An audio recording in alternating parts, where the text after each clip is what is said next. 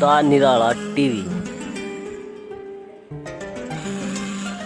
कैसे हो दोस्तों, उम्मीद करते हैं आप सब बढ़िया होंगे। तो दोस्तों आज बात करते हैं पहले धारा 370 को लेकर।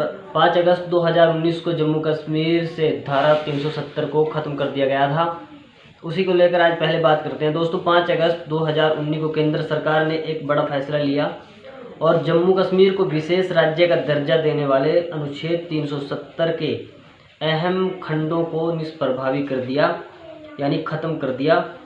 साथ ही जम्मू कश्मीर को 2 केंद्र शासित प्रदेशों जम्मू कश्मीर और लद्दाख में बांट दिया। यानी जम्मू कश्मीर का भारत के साथ कैसा संबंध होगा, इसका मसौदा जम्मू कश्मीर की सरकार ने ही तैयार किया था। दोस्तों जम्मू कश्मीर की संविधान सभा ने 27 मई 1949 को कुछ बदलाव सहित आर्टिकल 306A, जो कि अब आर्टिकल 370 को स्वीकार कर लिया था। फिर 17 अक्टूबर 1949 को यह आर्टिकल भारतीय संविधान का हिस्सा बन गया।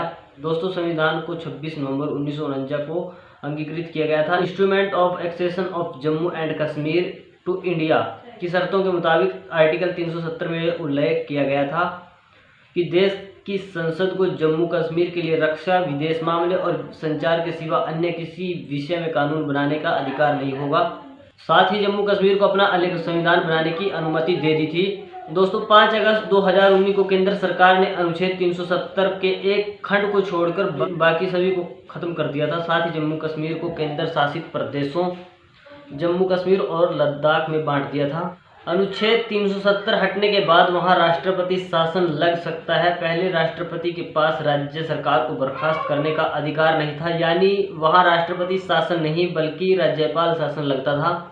अब वहां राष्ट्रपति शासन भी लग सकेगा। भारतीय संविधान की धारा 360 के तहत देश में वित्तीय आपातकाल लगाने का प्रावधान है। पहले वो जम्मू कश्मीर पर लागू नहीं होता था, अब यहाँ वित्तीय आपातकाल भी लागू हो सकता है। दोस्तों जम्मू कश्मीर की विधानसभा का कार्यकाल 6 वर्षों का होता था, जबकि भारत के अन्य राज्यों की विधानसभाओं का कार्यकाल 5 वर्ष का होता है। अनुच्छेद 370 हटने के बाद यहाँ भी विधानसभा का कार्यकाल 5 साल का हो गया।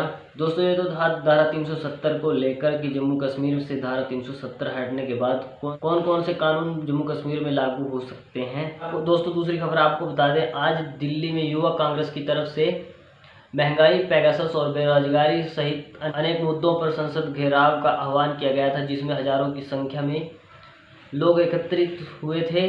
कांग्रेस के पूर्व अध्यक्ष राहुल गांधी ने पेगासस, जासूसी मामले और बेरोजगारी के मुद्दे को लेकर पीएम नरेंद्र मोदी के साथ गृह मंत्री अमित शाह पर निशाना साधा। उन्होंने कटाक्ष करते हुए कहा कि हम दो और हमारे दो की सरकार के रहते देश के युवाओं को रोजगार नहीं मिल सकता। उनका कहना था कि मोदी शाह को केवल अपनी फिक्र है, देश की कोई चिंता नहीं। राहुल ने यूथ कांग्रेस के संसद घेराव कार्यक्रम में आरोप लगाया कि पीएम मोदी ने पेगासस, जासूसी, स्पाईवेयर के आईडी को हर युवा के मोबाइल में डाल दिया ताकि उनकी आवाज़ को दबाया जा सके। युवा कांग्रेस ने बेरोजगारी, कृषि कानूनों और पेगासस जासूसी के मुद्दों को लेकर संसद घेराव का आयोजन किया था। संसद की तरफ बढ़ने पर संगठन के नेताओं को पुलिस ने जंतर मंतर पर ही रोक दिया।